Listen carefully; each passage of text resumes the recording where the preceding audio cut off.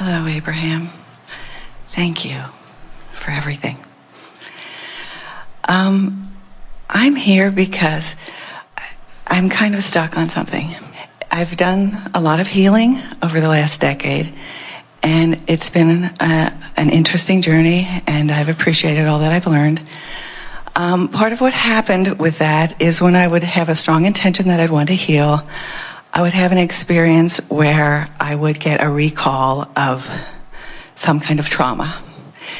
And it usually seemed like what I would call a past life. I never wanted to ever know anything about that, but it would come up. And then I would say, okay, I get why that came. About, 2 or 3 years ago, I was in a workshop where I was doing some very intense guided meditations. And in one of those, I was guided to go to a place where there were many beings, and one stood up and gave me a name. And it turned out to be someone who I could actually read a bit about. And I felt actually that had been a part of me. So I read a little bit about this person and immediately felt great upset. As you can see, I still have that energy. Even though the public image of the person was quite honorable, for me, it evoked enormous pain. I thought that I had worked through most of that, and then just Monday of this week, I saw a reference to that in something that came in the mail, and it immediately began to trigger stuff again, which I thought I had worked through. So, before you go further, and you wonder why you don't remember past lives. And next we want to say, you don't know whether that was your past life or somebody else's. I know. But one thing is sure, is a vibrational match to where you are. Yes. When you talk about healing, can you feel the difference? And everything's fine, you are where you are. But we just want to show you something in an effort to help you lighten up a little bit. And that is, can you feel the difference between saying, I need to effect a healing, and saying, I need to just let go of these oars for a minute? Because letting go of the oars will cause the turning, which will cause the motion toward the well-being, which is what the healing is. When you say, I need a healing, it's so dramatic. When you say, I just need to stop the struggle. So then you say, well, I'm even probing into past lives in order to understand this thing that has been a problem. It's not enough for me to feel it in this life. I've got to dig up other experiences in order to really explain why I should continue to go upstream. And we say, wasn't looking for it, I didn't think, but well, you might not look for it, and you might not be asking for it with your words, but nothing comes to you that is not vibrationally active. And so the thing that we're saying to you, there's no wrongdoing here, and we're not counseling you against anything. We're just saying, when you read something that makes you feel bad, stop reading it. I did. When you think something that makes you feel bad, try to think about something that doesn't make you feel so bad.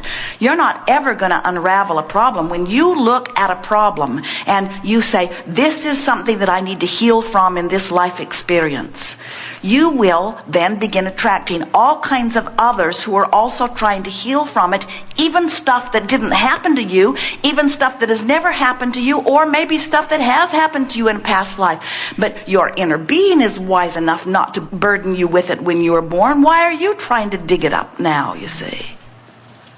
okay. What possible issue could be so grave that it could cause you so much discomfort when all you've got to do is be the magnificent being that you are and let the stream carry you? What's going on? For me, it was looking and seeing how unkind she had been to herself, how she had listened to others and really followed the party line and completely negated everything that she was to do what she thought was good. She really thought that was the right way to do it, but Well, we think it is interesting that you would have this sort of dramatic realization and even do this research just before we are having this conversation about pleasing this one and this one and this one and this one and this one. And certainly you are a pleaser. We're talking about Esther being in that way too. But we don't want you to make such a big hairy deal about it. In other words, you know too much now. Every thought that's ever been thought still exists. So everything that's ever been lived in this environment is actively vibrating because there are so many people recording history, reading history, distorting history, rewriting history. In other words, it is such a scramble of thought. And when you tap into it, you're just going to take the ride of whatever it is. It's like having a million channels on television that could take you to any subject in the world and you feeling an obligation to explore all of them because they are there. And we say, you have no obligation to explore those channels, and you have the ability to feel how it feels to you when you are exploring them, and if it doesn't feel good, there's no reason for you to explore it whatsoever. Even if you are a physical extension of the same energy that someone else in history was a physical extension of, we promise you that that person was connected sometimes and not connected sometimes. So why now are you relating to their not connection? This connection that we're talking about here is not like a college degree where once you achieve it, it's yours forevermore. It either is or it isn't in the moment. And so everyone, even Jesus, Buddha, Mohammed, all of the greats, Gandhi, and on and on and on and on and on and on and on and on and on. Sometimes they were in alignment, sometimes they weren't. And what humans often do is find their moment of greatest misalignment, and that's what they write their history about. And then when you tap in and you say, oh yeah, that's my energy, and no wonder I feel this rotten, we say, what happened to the no wonder I feel this great? Those people that are significant enough that they are in your history, we promise you they had a lot going on. They had a stream going, you see. And you can't know. How would it be? Who would you choose to write the history of this time and place? Who would you choose to write the history of what's going on planet Earth right now? Abraham. No one would like our point of view. We say, magnificent, it's beautiful, it's the best it's ever been. But the historians, who would you like? Would you like the Israelis to write it? Mm-hmm. The Lebanese? The Palestinians? The Iraqis? Want Saddam to write it? Want George Bush to write it? Want a Republican to write it? Want a Democrat to write it? Who gets to write it? From what religion would they come? Who gets to write the history? And then how accurate would it be for anyone other than the one who wrote it? Only the one who wrote it would believe that it is even accurate. Everyone else would disagree with it. But instead what's happening is that you're all writing your history because you're all living it. And you know what you're writing? You're writing the very best of it. You're writing what your life is synthesizing and what you personally want from it. So the history that has been lived, the present and the past that is being and has been lived, is contributing a future vibrational escrow that is the best synthesis of everything that's been lived. Can you hear that? When you don't want something, you know what you do want. In other words, you and everybody else, as you sift through life, you are contributing to your vibrational escrow. And can you imagine what a vibrational escrow mass consciousness is creating? That's the future of the world. That is the vibrational stance from which the new infants are being born. No wonder they're so smart when they get here. No wonder they're so full of life when they get here. They're the best that all of you have become. They're the culmination of what you are asking for, you see. And so, don't look back, ever.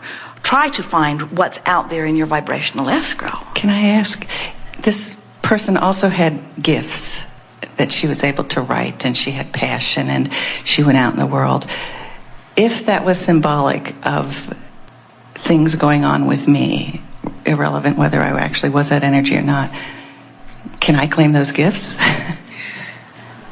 You can claim those gifts or any other gifts that anyone has put into vibrational escrow. And if something in your environment inspires you to a desire for that, then it becomes yours. You don't even have to wait for somebody to die. You can look at something so that someone is living now and claim those gifts. If this time-space reality has the wherewithal to inspire a desire within you, this time-space reality has the wherewithal to deliver it to you. No exception, you see. But you got to turn in the direction of it. You talked about a healing.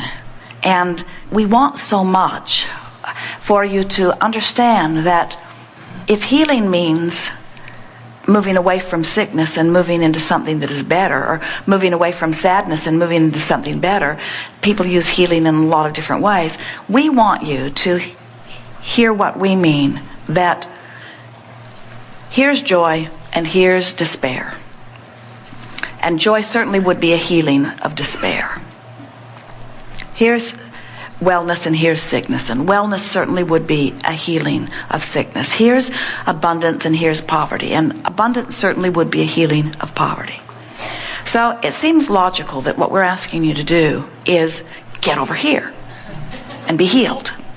It's not what we're asking you to do. What we're asking you to do is stop beating that drum that's got you pointed that way. And when you stop that, the stream will turn you and you'll feel relief. And that feeling of relief is the point of healing. The stream will take care of everything else. So if you're feeling frustration, let it go. If you're feeling anger, let it go. If you're feeling despair, let it go. So if you're in despair and you let it go and the stream turns you, how are you going to feel? You're going to feel relief. But that relief may very well feel like revenge. Because revenge is certainly a relief over despair. And then when you let that go, how are you going to feel? Angry. And when you let that go, how are you going to feel? Less angry. And when you let that go, how are you going to feel? Frustration. And when you let that go, how are you going to feel? Hopeful. When you let that go, how are you going to feel? More expecting, more believing. When you let that go, how are you going to feel? Knowing. Now we're talking about passion, joy, love, appreciation, you see? We know we're asking a lot. We're asking you to accept our knowledge that you are good and that you are worthy and that you always have been and that you always will be. Might be a lot for you to accept. But show it to yourself by letting go and letting go and letting go and letting go and letting go and letting go and letting go and letting go, and then see how good life becomes. And when you're thriving, when you're healthy, when you're intelligent, when you're vital, when you're flexible, when you're rich, when you're popular, when you're having the time of your life, you feel worthy. We have enjoyed this interaction immensely. It is lovely to come together.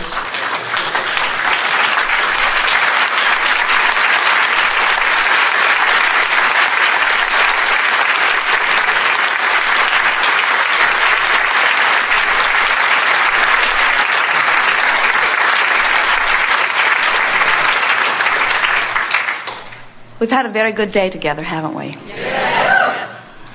It is so lovely to come together with those like you who are willing to chew with us endlessly out here on this leading edge of thought. We have literally, we're not kidding you, taking thought beyond that which it has been before. And it is our desire that you relax and allow yourself the benefit of this expansion. You don't need us. You don't even need to know any of this. All you need is to want to feel good and to be willing to find something that does. Because you set it up so well before you got here. You're an extension of something so wonderful. And it is inevitable that things go well for you. And your life extracts from you clarity. And the resources of Source assist you all day, every day. And this little bit of conscious awareness will serve you all of the days of this physical life. Be easy about it. Don't make a big thing about it. Don't seek healing, just seek relief. Don't seek improvement, just seek relief. Don't seek solution, just seek relief. Just hold in your mind the idea of the stream that is flowing mightily toward all of the things that you want, and then just figure out how to get yourself going with the flow. And if you'll focus upon that and that alone, everything that you've dreamed for will manifest so quickly. but it won't be the end of your dreams, you greedy little buggers. For each new thing that comes will bring with it a vantage point from which you will want again. And so it will always be. It always has been and always will be. There is great love here for you. And for now, we remain incomplete.